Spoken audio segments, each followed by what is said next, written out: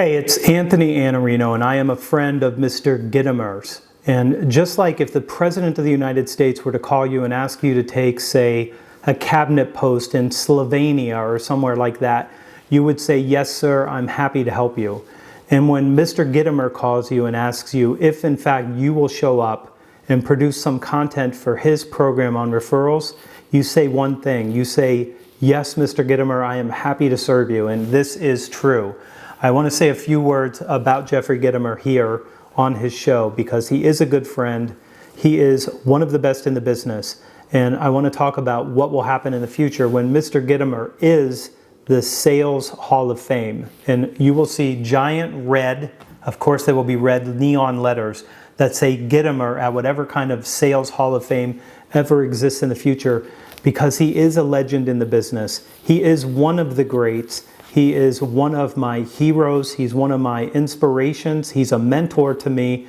And the thing that I love most about him is that he is a writer. And he is an example to me because I am a writer and I care deeply about words and what he does. And his work has been a tremendous influence on me. So I'm saying that here. He's never heard me say those words like that, but it's all true.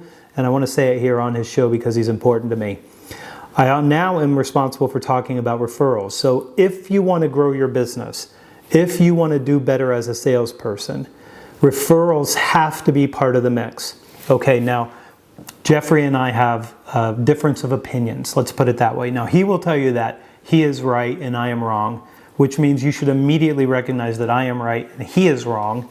And I hope he doesn't pop into a video like this and say something about this, but of course he probably won't be able to stop himself because he is Jeffrey Gitomer after all.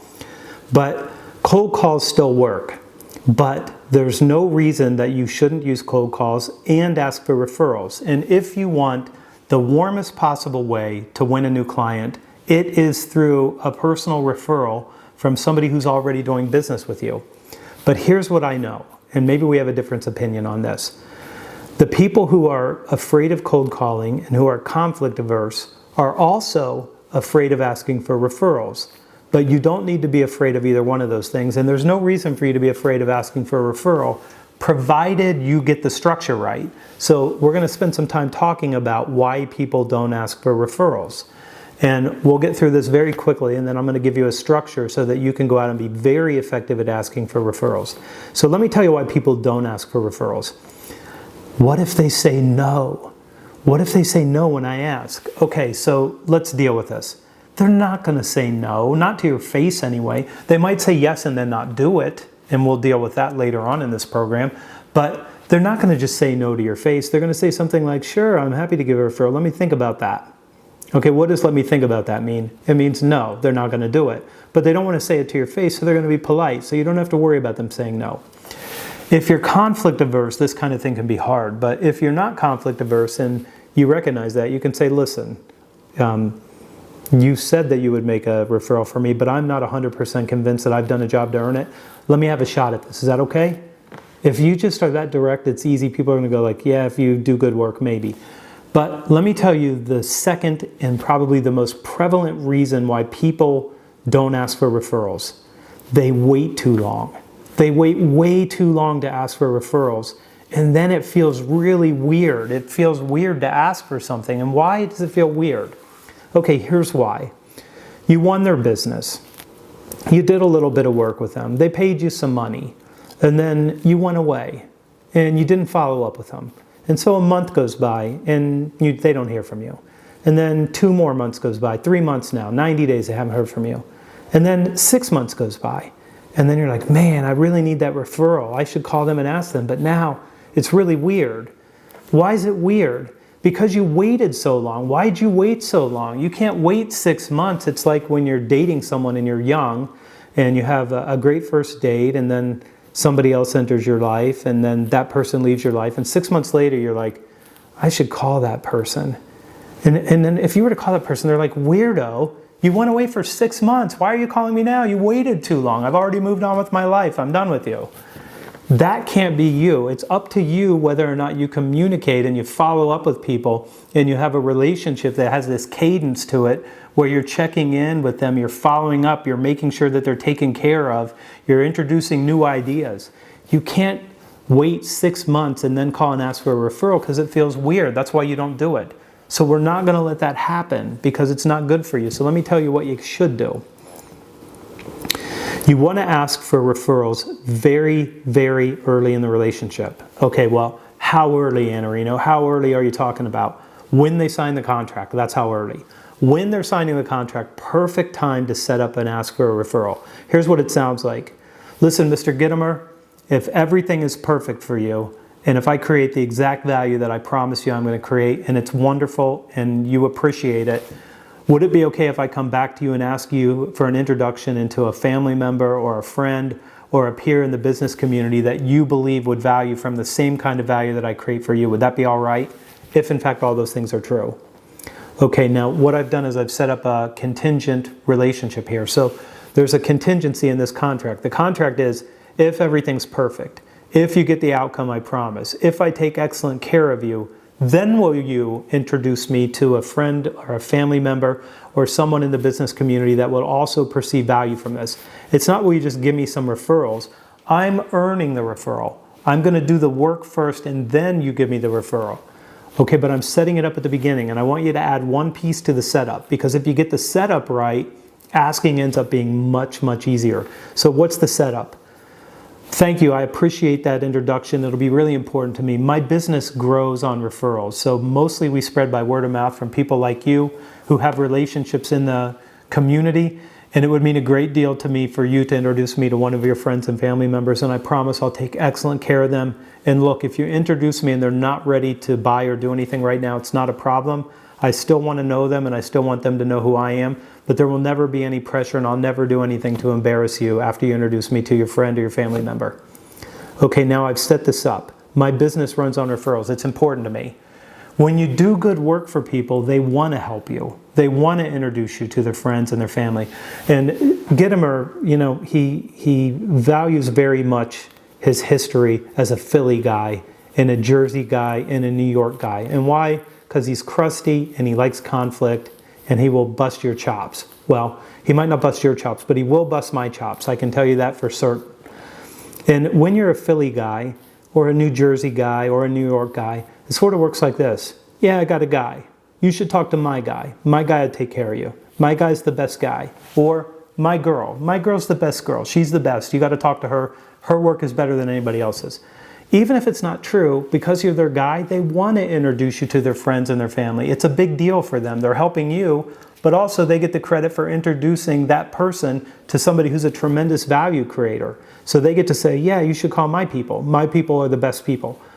They're happy to do it if you create value for them. So this gets us to step 3. So remember, we started by at the contract saying, if everything's wonderful, can I ask you for a referral? By the way, my business runs on referrals, so it's very important to me and I'll take good care of your people. I won't press them hard. I'm not going to sell them. I'm not going to embarrass you.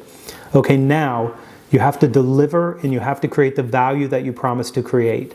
So you have to go in and do the work. Okay, now, some of you are saying, Iannarino, I get it, but what if something goes wrong? What if there's a problem? What if something doesn't work? Then what do I do? Okay, don't worry about it. If you work in business, if you have customers, you are going to have problems. Do you have to be perfect and ask for a referral? Absolutely not. Do you have to be present? Do you have to solve the problem? Do you have to help them get the outcome eventually? Yes, you do. So here's the test for you. If you want that referral, when something goes wrong, you got to show up. You've got to step into this and say, I'm going to take care of this for you. I'm going to nudge the train back on the track. I'm going to get this done. I'm going to make sure that we get you the outcome. I will follow up with you when we've got this completely taken care of. I'm taking good care of this. Don't worry about it. Then you take care of it. Then you call back and say, I've got this taken care of. You don't have to be flawless. You don't have to be perfect. Apple is a wonderful business. I've got an iPhone sitting right here. I got an iPad in front of me. I've got all kinds of Apple stuff all through the house. I've got a watch, all these things. Every single Saturday and Sunday, you go to the mall, walk by the Apple store. They've got a Genius Bar, and they've got 300 people in there waiting to get their broken iPhone or their broken iPad or their broken MacBook fixed. They have problems just like everybody else does because everybody who has a business has problems. That's how it works. So the test can't be, do you have to be flawless? The test is, are you going to be there for me? Are you going to take care of me? And if the answer to that is yes, then you're okay asking for that referral because you showed up and you took care of what you needed to take care of. Okay, the last part. You've got to follow up. When are you going to ask for that referral? Well, I don't know. When should I ask for that referral? After you're done executing. As soon as you're done executing. Don't wait. Don't wait a month. Don't wait 45 days. Don't wait 90, 150, 180, 365. The longer you wait, the more difficult it is to ask for that referral. So you want to ask as soon as you're done. It's perfect. We finished. We delivered. Everything's great. Can I ask you to introduce me to a friend or a family member? Okay, so this is what you're going to do. You're going to say something that sounds like this. Early on, I asked you if, in fact, we were able to execute and if it was perfect and if it worked out for you and I got you the outcome. I asked you if you would give me a referral to a friend or a family member or somebody in the business community that you believe would perceive value. Who would it make sense for me to speak to that would value what I did for you in the same way that you could introduce me to? And could I ask you to make a phone call to that person so that I could follow up on your call and let them know that I'm here to help them in the same way I helped you? Something like that. That was clumsy. I'll do it again. Somebody will cut this. Gittimer's got a team. They cut this stuff all the time. He's not perfect. He thinks he is. He's not. Let me do it again. Mr. Gittimer, everything was exactly what we said it was. We had a little bit of trouble getting here, but I hope that you recognize that I was present. I would never let you not get that outcome. And I want to ask you, if everything was great and we created the value that I promised, who could you introduce me to that would see the same value that I created for you as valuable for them? And when can you introduce me to them? Okay, I'm asking because I already set this up. I already asked for it before. And now I've come around, I've done the work, I've executed, and now I'm asking for the introduction. I'm going to make sure that I get this though, and I want you to be careful here because some people are going to say, yeah, I'm happy to introduce you to some friends. Let me think about that. Okay, that is a non-commitment, or what you might call a soft commitment. It sounds like they committed to doing something, but they're not really going to do it, and you sense it as soon as the words come out of their mouth. They're like, they're not going to do that. And you probably would go away if you're conflict averse. But if you say something like, when can you make that call? And when would it be okay for me to follow up? Could you do that Thursday so I could call them on Friday? And would it be okay if I called you Thursday afternoon so that you can make sure that I'm prepped for that call? Don't be afraid to ask for that. If you've done the work, if you've created the value, you have the right to ask for that.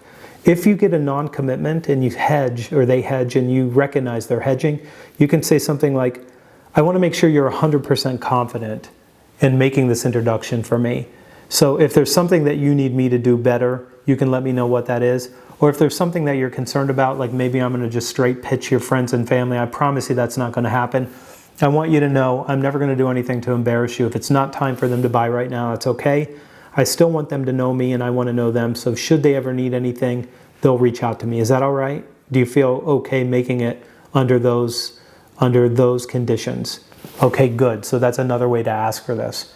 What your job is to do the work to set this up to make sure that you're successful. So don't be afraid of asking. You're not going to get a no. If you get a no, it's really going to sound like a yes anyway. So that's number one. Number two, don't wait. Don't wait to do this. The longer you wait, the harder it is. So don't do that. You want to do it immediately. You want to set it up early. You want to tell people that this is how your business operates. When you execute, no matter what happens, just make sure you get the outcome and don't worry too much about the little challenges along the way because that happens to everybody in every business. No business is immune from that, which is why you should never be too sensitive about it. And then as soon as you're done, as soon as you complete whatever project it is or whatever you sell, then you go and immediately ask for that referral because that's the very best time for you to do it while they've just experienced the value and they're in that state. Okay, I'm handing you back to Mr. Jeffrey Gittimer, my friend. He's going to spend a lot of time talking to you about referrals. He probably already has. I'm probably in the middle of this somewhere, and hopefully that this created value for you. My name is Anthony Iannarino. If I can do anything for you, you can find me at thesalesblog.com. And thank you so much for giving me your time, and I look forward to seeing you soon.